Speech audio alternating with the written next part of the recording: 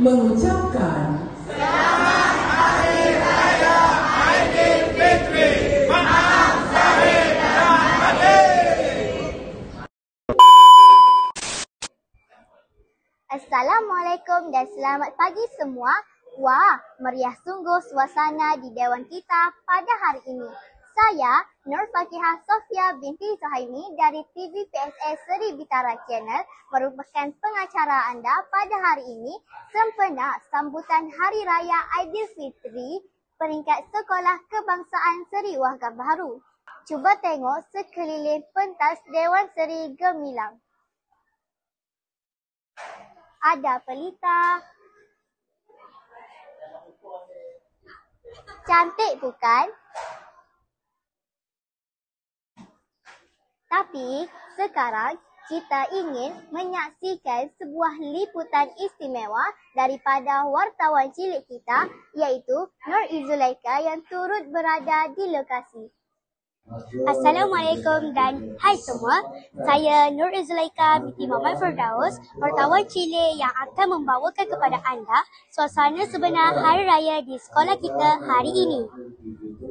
Jom ikut saya tengok apa yang menarik di sini.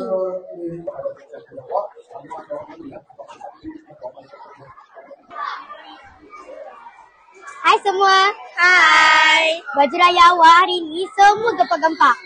Awak semua dari kelas mana? Kami dari 6 Intan. Apa yang awak tunggu-tunggu dalam majlis hari ini? Saya ingin makan sedap-sedap. Awak pula? Saya ingin menonton persembahan rakan-rakan yang menarik. Hai. Hai. Cantiknya baju awak hari ni. Awak beli dekat mana? Saya kawasan mama saya jahit. Oh, safe. Mari ikut saya.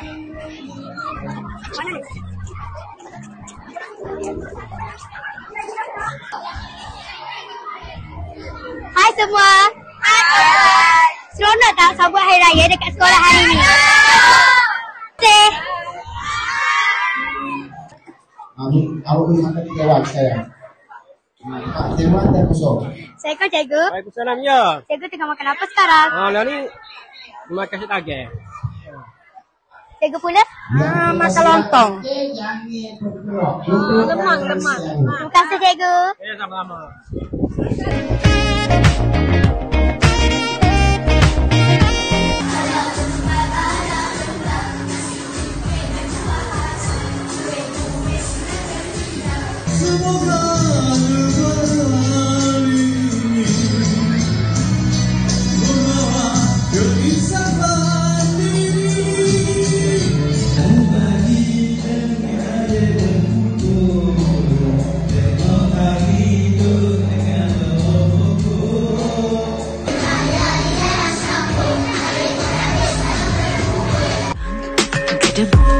Gedebang,